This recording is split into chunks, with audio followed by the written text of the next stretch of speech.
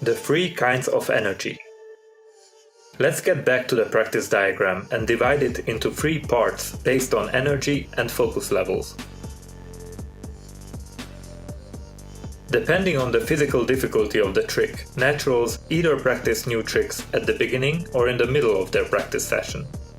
While doing it, they build a faster warm-up road towards it than others, which involves another technique. But either way, they never put it at the end where they have lost most of their quality energy. The new level trick goes into one of 2/3 of their time, either in the high value or in the good value phase. As said, the high value phase is often used as a fast warm-up of intensive difficulty in order to be ready to practice the new trick as soon as possible. Low value phases are very rarely used by naturals. Some of them even stop practicing as soon as they hit the low value range, and actually, that's what I do as well. Now hearing this, you might say, if I put all my priority on the new level trick, what happens to my routines then? If I commit my time to a new trick and neglect practicing my routines first, I will get a lot worse at them, right? Well, luckily, that is not the case. Naturals, as said, constantly push themselves to new limits with the newer, harder tricks, but that doesn't mean at all that they don't practice their routines and older tricks. It just doesn't get priority. Once they accomplish getting better, then they usually go back to their routines to perfect them, coming from the most difficult trick in their routine down to the easier ones. But progressing always comes first and gets top priority. Once they push themselves over their maximum skill level and use all of their energy to get better at something they couldn't do before, there's still energy left that can be used on practicing their routine. This way, coming from a high difficulty, new level trick back to practicing the routine becomes almost effortless, since by coming from something much harder to something easier, it syncs with their energy level. As physical energy gets burned and drops, the tricks get easier and easier, in contrast with the opposite way how practicing usually occurs and how everybody else does it, which means that as energy gets lower, the tricks get harder and harder. The importance lies behind putting the priority on progress, rather than trying to save something you already have. With this technique alone, as the emphasis is on progress, it ensures that there's always something new and, most importantly, something challenging to learn.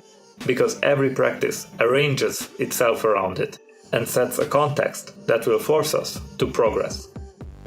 That means if you play tennis, you start out your practice as soon as possible with the newest or most difficult movement to master.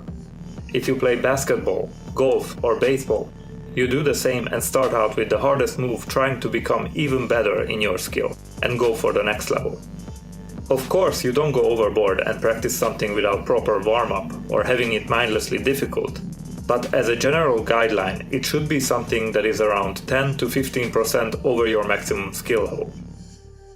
As said, there is an entirely standalone technique developed to shortcut your warm-up and get to your maximum capability as fast as possible. But in summary, the main thing to understand about this technique is that it's a must to have your new trick in the focus of your attention during the practice in order to progress.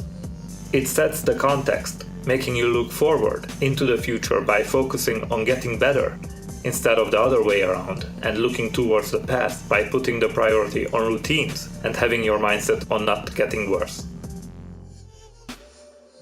Whatever you are going to achieve is relative to how high you set your goals daily.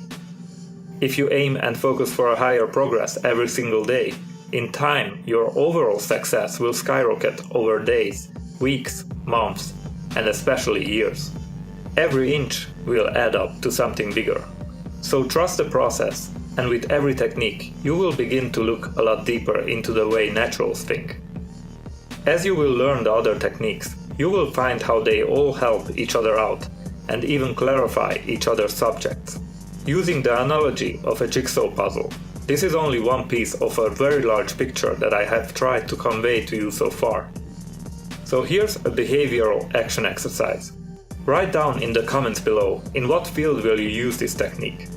What's the behavioral action that you will take as a result of learning what you learned so far? What will you use it for, and how will you use it? Don't worry, you are free to change it anytime as you get more and more clear.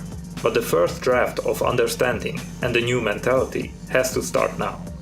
To make it clear for yourself and help others by giving an example, write it down in the comments below. Thanks for watching and see you in Technique 2.